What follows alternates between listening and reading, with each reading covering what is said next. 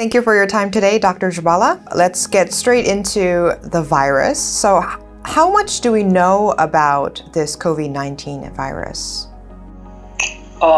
We know that it's the same member of a larger family of these viruses known as coronaviruses. They actually exist everywhere. They spend a lot of their time with animals. So this is a third virus that has crossed. So we have SARS-1, MERS, and now SARS-2. We are beginning a completely uncharted journey with this virus. We don't understand a lot because the behavior is completely different. I was very surprised at the outbreak in China, the numbers of people that were infected in such a relatively small period of time. It's very unusual. There are so many talk out there, but it's not following the same rules as the other viruses. This virus is much more aggressive and much more lethal. And for every virus, there is a certain level of lethality. There is a lethal dose. There is how much of this virus you need to have in your lungs before it kills you or before it makes you sick. With this virus, it's not very clear. It's actually very disturbing. There have been some interesting reports that they've had people who were sick and they were cured. They released them out of the hospital and then they got reinfected. The truth is very simple. The assays that we do every day to test this virus, they can only test a certain limit. And if the virus level goes below that threshold, you're not going to detect it. Meaning you're going to release the patient and say you're healthy enough to leave. What I find alarming is we are releasing all these patients, telling them they are virus-free, and they go back to the community. It's not your average SARS, it's not your average MERS. Many people, including me, we start calling it a very mysterious, very cryptic virus because we don't understand it, and it doesn't seem to only attack the lungs, it seems to also attack the heart, and it seems also to attack the liver. So we're seeing interesting patterns. Not only old people or those with underlying health conditions actually develop this disease. Now, the elderly are really the first category that get affected a lot because as we get older, our immune system declines. Between the elderly and the adolescent to probably 50, 60 years old, their lifestyles will dictate how vulnerable they are to a virus. What I have observed, which is very different to the MERS, is the rate of infection of young is lower.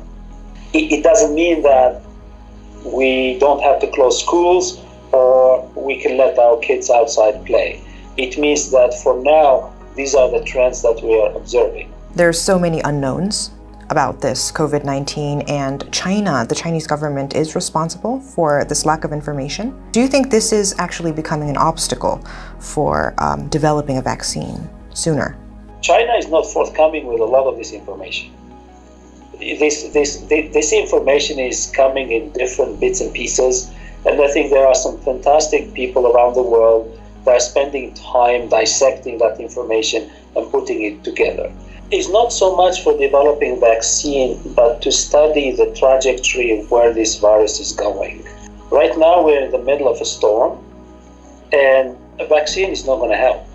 Even if we have a vaccine today, it's not going to help. I think people don't realize that vaccines don't work for every individual that gets the vaccine. Vaccine is a preventative thing. Vaccine is really helping your immune system to kickstart. Your immune system is really what protecting you. The vaccine is just helping, pointing to the immune system where to go.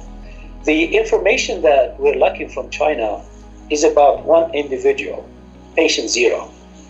The case in Italy, the cases in Iran, we have few cases in the United States, especially on the west coast of America, where we can't link that fingerprint to the virus from Wuhan. So without that information of that patient zero in Wuhan, it's really, we are in a bad situation to understand where this virus is going. So that information will be really critical for us to understand the evolution of this virus. And that would really help us stop the spread, not to treat the virus, really stop the spread. So you're saying that the patient zero is the key to understand the nature of this virus and contain this virus? So, yes, patient zero is really critical to tell us what were these, what we call advantageous mutations that happened from the animal kingdom to the human. The one time it can infect us, that's the transition. It means now this virus figured out that the virus has the key now to borrow, not just to borrow our engine, to borrow the whole body as an engine for the virus to spread. The only way to keep it at bay, if you have a very good vaccine that makes antibodies that's going to neutralize the virus and clear it, that's wonderful. But for 20 years, many companies, many researchers have promised us a virus for SARS version 1. And we are in 2020 and this vaccine doesn't exist. Many reasons. One is there is no more threat, so everybody forgets about it. Two, they have tried and they have identified difficulties that these viruses are not amenable to a vaccine. And because of that, they may need several years of research. The best comparison to that is the Ebola virus in Africa. The only reason we got a vaccine for Ebola is because Ebola decided to leave the continent of Africa and start infecting people in Europe and in America. So those people start getting worried about an Ebola spread on their own soil. And that was the push for government funding to get those vaccines done. Companies will not make vaccines if there is no one to buy it. They only make it when the government is under crisis. So the government can write the check and sign the check and hand over the money. But those governments have not seen a vaccine yet for SARS. And there hasn't been a push for it. Now, perhaps, they will try something, but I am not holding my breath. We are seeing a rapid spread of this virus, and the WHO declared that the spread of this virus is a pandemic. Why is this virus traveling so quickly around the world? So this virus is traveling with new friends called bacteria. These bacteria love to live in confined environment like an airplane. They live on the hard surfaces, they live on the soft surfaces. We, as an unaware patients, we're going to sit on that seat on the plane, we're going to touch everything, we're going to read the magazine that 200 people read it before, and each time somebody touches the magazine, we leave some bacteria in there. And as soon as those people land in Italy, as an example, and get out of the airport, now they're going to spread this thing everywhere. But as soon as you get into a patient who are in the higher category of age and have underlying diseases, you start the factory. But the virus that woke up in Italy is much more aggressive. And the one who left the plane from China, mutations. So when it woke up, it mutated again, and now it's much more aggressive that what's going on in Italy today, we can plot it on an exponential curve. It's scary. Korea, the only equivalent is the church. I think the Korean government and the Korean people should be grateful for this church, because this church provided us the first data of this very, very directional spread. And I think what that church did is really forced the moon government, they forced their hands to go out now and throw away all the definitions of who to test for and what to look for, and say, we're going to look for everybody. Foreign media has been reporting that you can go out without a mask. It's actually not recommended to wear a mask. What do you think about this? The mask really provides two things. The psychology of wearing a mask, so you are less likely to touch your nose and your mouth and your eyes, and also not for you to give it to other people, it's what other people give you.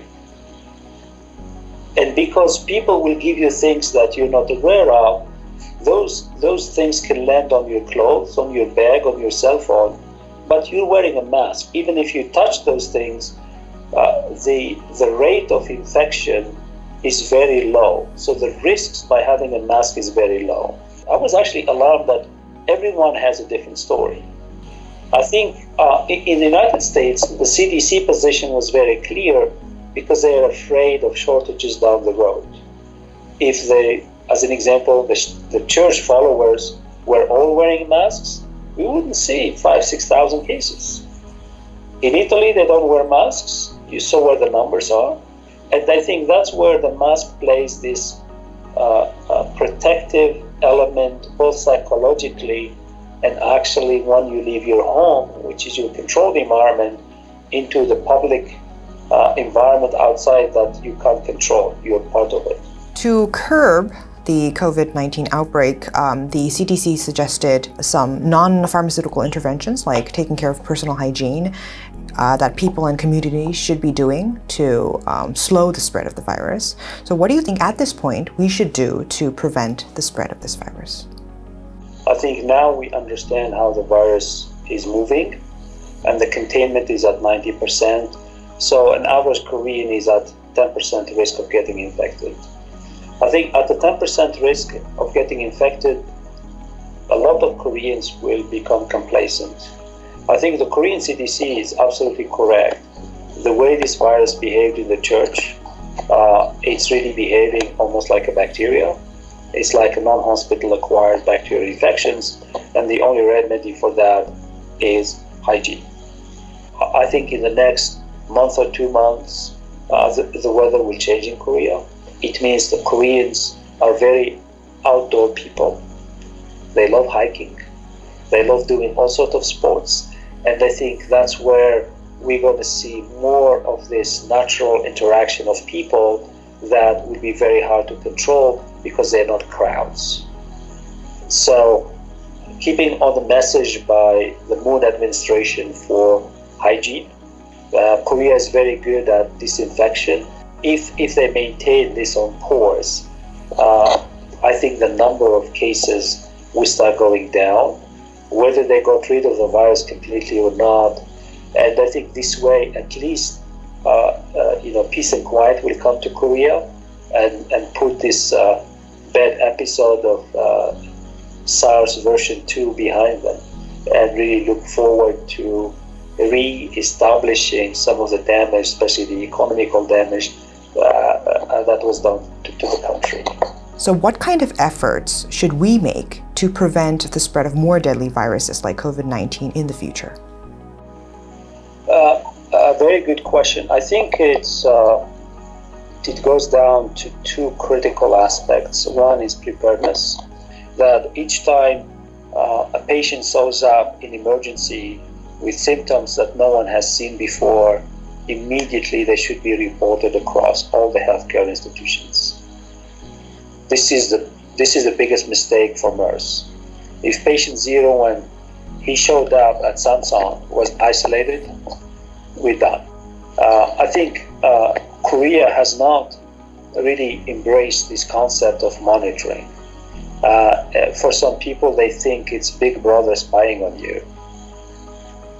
In 2015, I actually criticized Korean CDC and basically called them lazy, sitting in their offices, and the only thing they do is shove paperwork. Until MERS came, and they found themselves really incompetent to actually handle it. Some of the recommendations that came from the National Assembly speak to that. And I think now the Korean CDC have been challenged twice now. So there shouldn't be a third time. And I think this monitoring should be already in place, not just to protect humans, but actually to protect the livestock in Korea. With regard and with respect to the Korean pharmaceutical companies, when I came to Korea, I was actually amazed at the infrastructure that these companies have, but I was disappointed at how many times the Korean government bailed them out using taxpayers' money. There are some good companies that have a track record in making vaccines like Green Cross.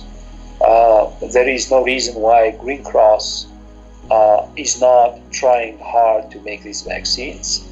The Green Cross was one of the companies that got some funding during the MERS crisis to make a vaccine, and they actually did not have it. So in Korea, it's different to other countries because those companies are surviving because the government has helped them survive, though they're not really producing anything yet.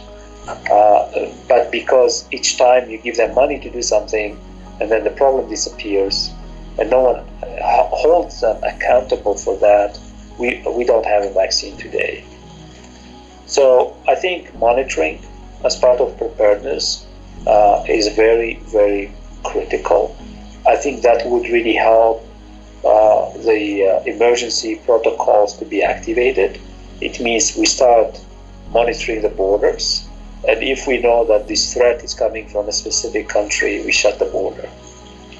I think that would make Korea much, much safer.